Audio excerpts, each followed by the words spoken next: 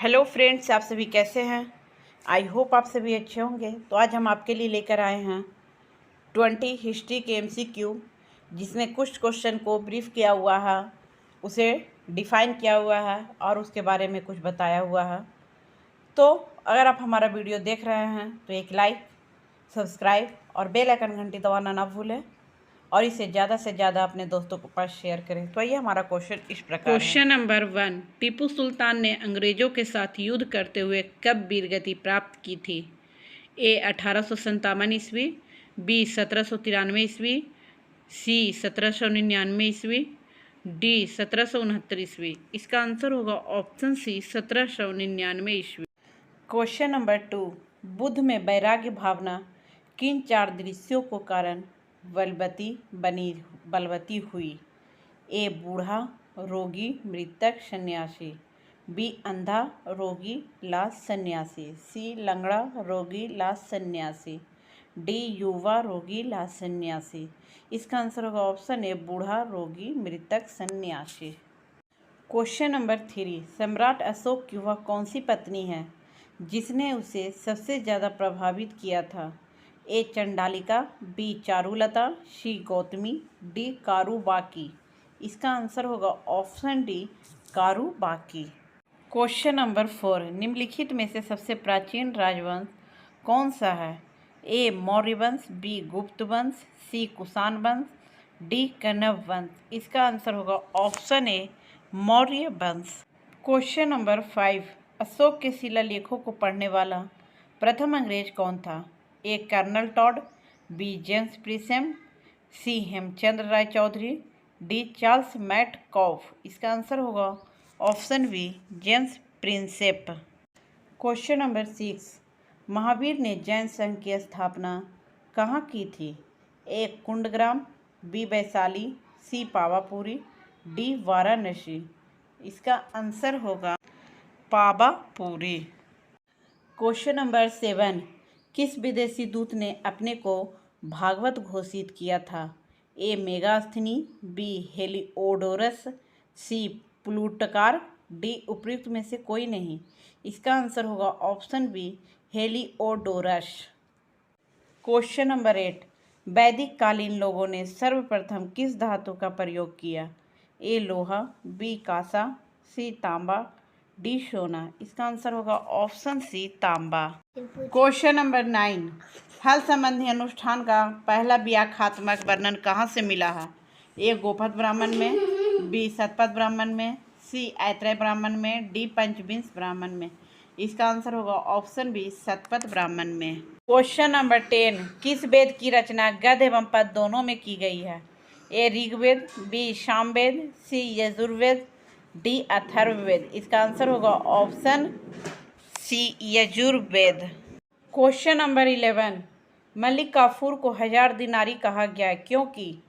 ए उसे 1000 दिनार में खरीदा गया था, बी वह 1000 सैनिकों का प्रधान था, सी उसके पास 1000 गांवों का स्वामित्व था, डी वह 1000 दिनार प्रतिदिन दान करता था। तो इसका आंसर होगा ऑप्शन ए उसे 1000 दिनार में खरीदा गया था। इस आंसर को थोड़ा ब्रीफ कर बताया गया है, तो इसे हम पढ़ते हैं, आप लोग ज़रूर सुनिएगा। मलिक काफूर मूलतः हिंदू जाति का एक किन्नर था। उसे नुसरत खान ने 1000 दिनार में खरीदा था, जिस कारण उसका एक अन्य नाम 1000 दिनारी पड़ गया। नुसरत खान ने मलिक काफूर को खरीदकर 1298 ईस्वी में गुजरात विजय से वापस जाने पर सुल्तान अलाउद्दीन खिलजी के समक्ष तोहफे के रूप में प्रस्तुत किया। 1316 ईस्वी में अलाउद्दीन खिलजी के मृत्यु के बाद मलिक काफूर ने सुल्तान के नाबालिग लड़के को सिंहासन पर बैठाकर राज की संपूर्ण शक्ति को अपने हाथ में केंद्रित कर लिया। क्वेश्चन नंबर 12, हड़प्पा वासियों को निम्नलिखित में से किसका ज्ञान नहीं था? ए कुओं का निर्माण, बी खंभों का निर्माण, सी नालियों का निर्माण, डी मेहराबों का निर्माण। इसका आंसर होगा ऑप्शन डी मेहराबों का निर्माण। इसका डिटेल्स यहाँ पे है। सिंधु घाटी सभ्यता में स्थित एक कुआं और स्नान घर हड़प्पा पाकिस्तान के पंजाब प्रांत में स्थित मंटगोमरी जिले में रावी नदी के बाएं तट पर स्थित है पूरा स्थल है। यहाँ पर 6:6 की 2 पंक्तियों में निर्मित कुल 12 कक्षों वाले अन्नागार के अवशेष प्राप्त हुए हैं, जिनके आकार 50 × 20 मीटर और कुल क्षेत्रफल 2745 वर्ग मीटर से अधिक है। हड़प्पा से प्राप्त अन्नागार नगर मढ़ी के बाहर रावी नदी के निकट स्थित है।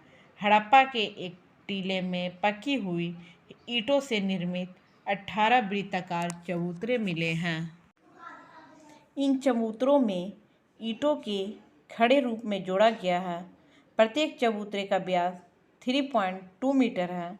हर चबूतरे में संभवतः ओखली लगाने के लिए छेद था।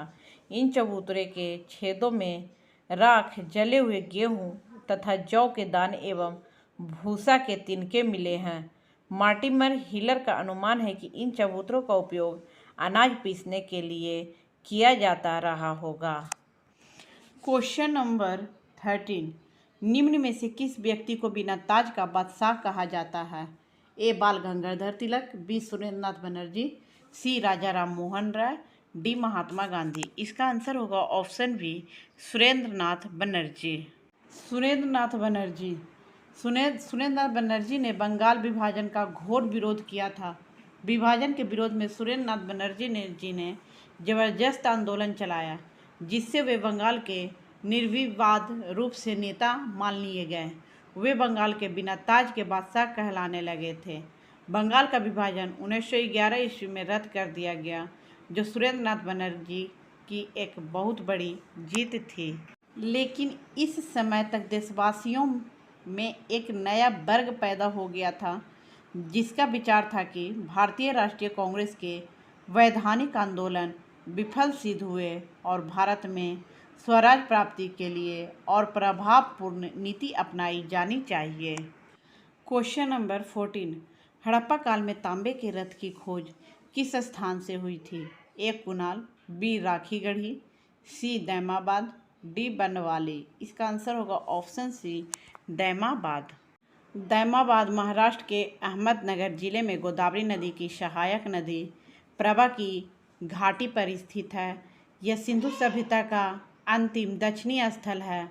दैमाबाद से उत्तर हड़प्पा के बाद के ताम्रपाषाण युगीन जीवन यापन के साक्ष्य प्राप्त हुए हैं। इस स्थान का इसलिए विशेष महत्व है क्योंकि महाराष्ट्र के आद्य इतिहास संबंधी जीवन यापन का आधारभूत अनुक्रम यहीं से प्राप्त हुआ है। दैमाबाद में तांबे की 4 वस्तुएं मिली है: रथ चलाते हुए मनुष्य, साढ़, गैंडे और हाथी की आकृतियाँ, जिनमें प्रत्येक ठोस धातु की बनी हुई है।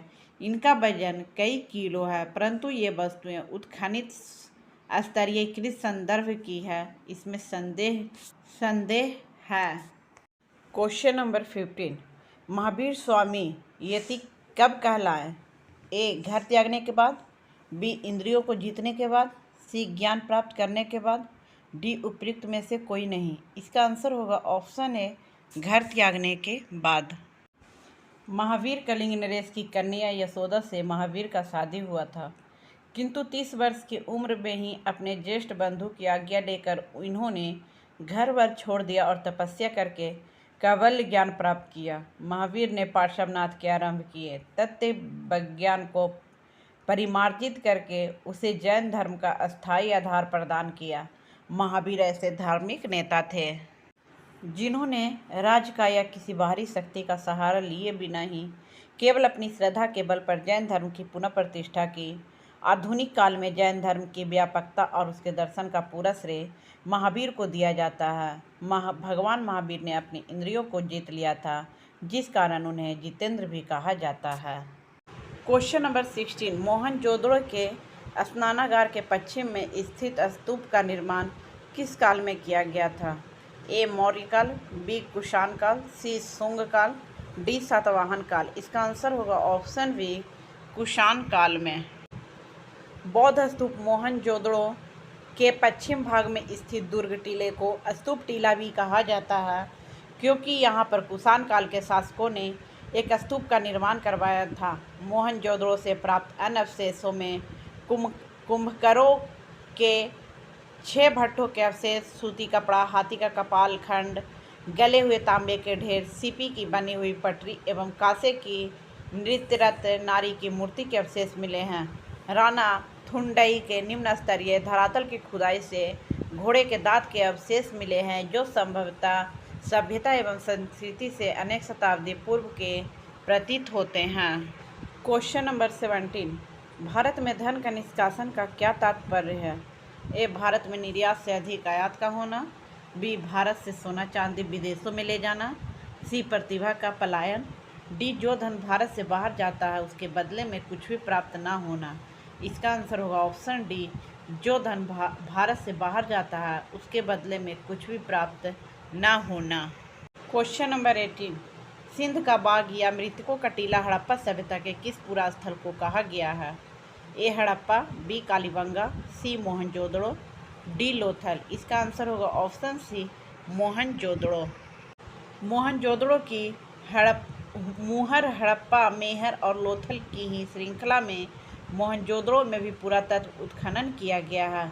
मोहनजोदड़ो, जिसका की अर्थ है मुर्दों का टीला, 2600 ईसा पूर्व की एक सुव्यवस्थित नगरीय सभ्यता थी, जहां मिस्र और मेसोपोटामिया जैसी ही प्राचीन सभ्यता के अवशेष मिले हैं।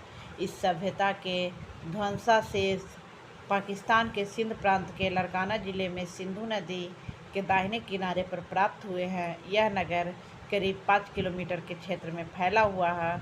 मोहनजोदड़ो के टीलों का 1922 ईस्वी में खोजने का श्रेय राखल दास बनर्जी को प्राप्त हुआ था। क्वेश्चन नंबर 19, कांग्रेस की स्थापना ब्रिटिश सरकार की एक पूर्व निश्चित गुप्त योजना के अनुसार की गई। यह किस पुस्तक में लिखा गया? A, Navjivan. B, India Today. C, the poverty and un British rule in India. D, Gora. इसका आंसर होगा option B, India Today. Question number 20, ऐसा कौन सा प्रथम सूफी साधक है जिसने अपने आप को अनलाहक घोषित किया था? ए, मंसूर अल्लाह। बी, जलाउद्दीन रूमी। सी, फरीदुन अत्तार। डी, इब्नुल अरबी। इसका आंसर होगा ऑप्शन ए, मंसूर हल्लाज। तो आपको हमारा वीडियो कैसा लगा कमेंट बॉक्स में आप लोग ज़रूर बताएं, और ये सभी क्वेश्चन आपको कैसे लगे ये भी बताएं। तो आप लोग अभी तक इसे लाइक नहीं किए इस वीडियो को, तो लाइक ज़रूर करें। तो आज के लिए इतना।